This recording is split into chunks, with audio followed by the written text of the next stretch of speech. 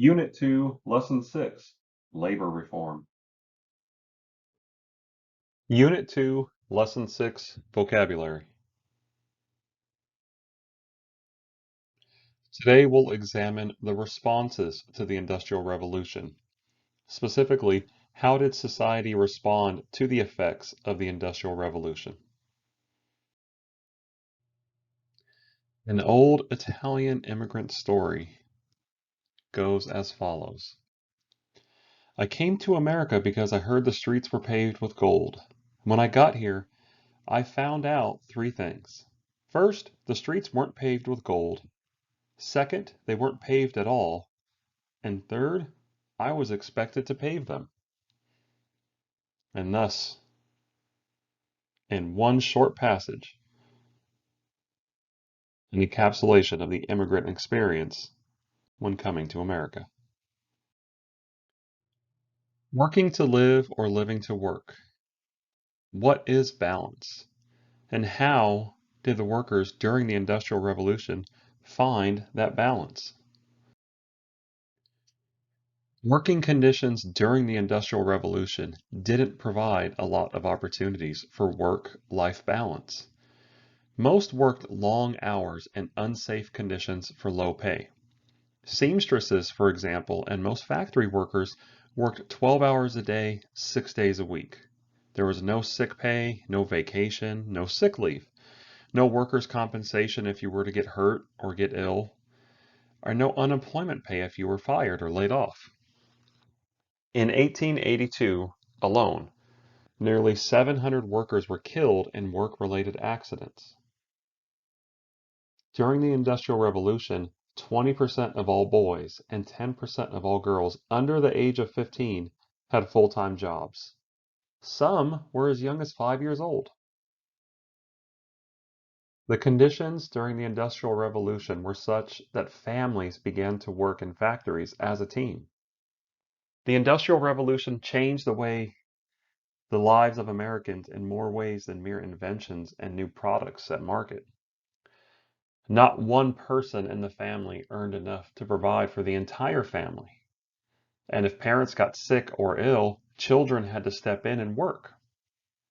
There was no welfare or child care or no paid benefits, which often forced children to leave school so they could work and help the family. Women and children became commonplace during the Industrial Revolution in the workplace. There were little rules or regulations at the beginning of the Industrial Revolution about working conditions in the mills, factories, or the industrial plants. And children made ideal employees because they were cheap, controllable, and unable to complain. Children soon ended up working in all types of industry. Women were also ideal employees. They were paid less than their male coworkers because they began to work outside of the house for the first time. They were susceptible, like children, to exploitation by their bosses. The Breaker Boys of Woodward Coal Mines in Kingston, Pennsylvania, around 1900. Breaker Boys worked in the coal mines. Their main job was to separate chunks of coal by hand. As coal came down the conveyor belt, they would break up the coal into common-sized pieces and also separate out anything like rocks, clay, and soil. Breaker Boys began working as early as 7 or 8 years old in the dangerous conditions deep in the coal mines, Pennsylvania and Virginia. These photos depict children working in that New York garment industry. The photo on the left is a 7-year-old Italian immigrant boy carrying piles of clothing. The photo on the right is a 9-year-old German immigrant boy preparing a bed in a factory. This is a picture of a Sears catalog in 1897. Between the 1870s and 1900s, the men's and women's garment industries rapidly grew into mature and important sectors of the American economy. Consumer demand for cheaper clothes rose dramatically, capital investment tripled, and the workforce grew from about 120,000 to over 200,000. New York City dominated the industry, producing more than 40% of all ready-to-wear clothes in the country, clothes that were made available throughout the country in catalogs like this one, the Sears catalog from 1897. The Triangle Shirtwaist Factory Fire of 1911 was a fire in a garment warehouse that killed approximately 150 workers in New York City. We'll watch a short video on it in a minute, but the important changes that came about in the aftermath of the Triangle Shirtwaist Factory Fire were that new unions to fight for better working conditions. It served as a model for factory reform, and it served as a model for reform within fire stations, who were unable to extinguish the flames or access the building adequately.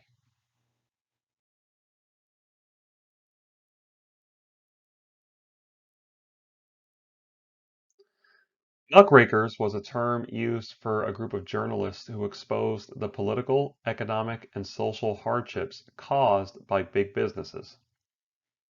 Some notable muckrakers were Ida Tarbell, Upton Sinclair, Jacob Riis, and Lewis Hine. They exposed the truth about the living and working conditions for immigrants and working class.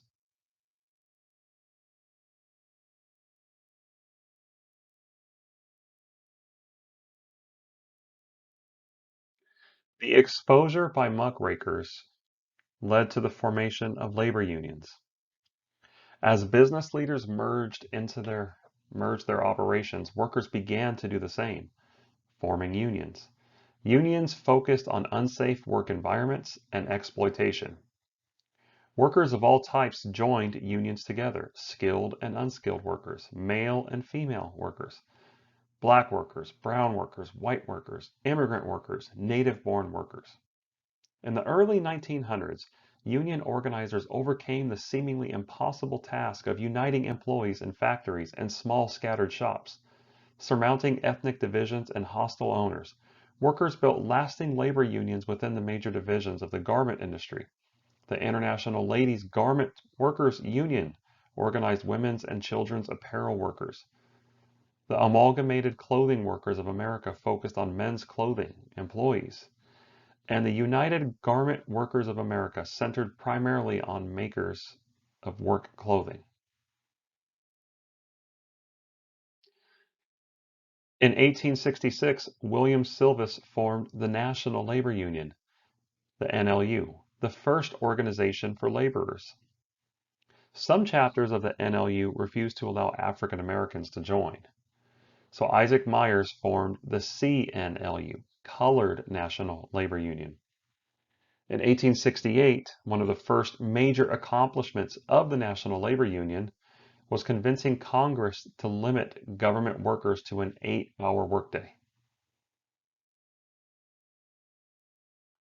Unions typically focused on issues like better pay, shorter workdays, and safer working conditions. They negotiated with the companies through a process called collective bargaining, where negotiations between a group of workers and the employer take place, rather than negotiations between an individual worker and the employer. When a bargain couldn't be reached between the union and the employer, workers sometimes organized a strike as a means to have their messages heard. Other reform movements we've talked about during the Industrial Revolution were housing and community reforms. Early reform programs like the social gospel movement preached salvation through service to the poor.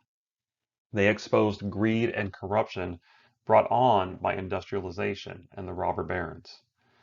They brought public attention to poor living and working conditions. Reformers began establishing settlement houses in the late 1800s to provide assistance in urban slums.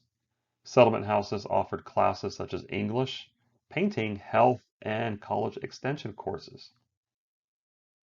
They also helped pass tenement housing laws to improve safety and sanitation. Overflowing public toilets were commonplace. The streets were filled with horse manure, and unhygienic slaughterhouses led to a dramatic change in the public health legislation.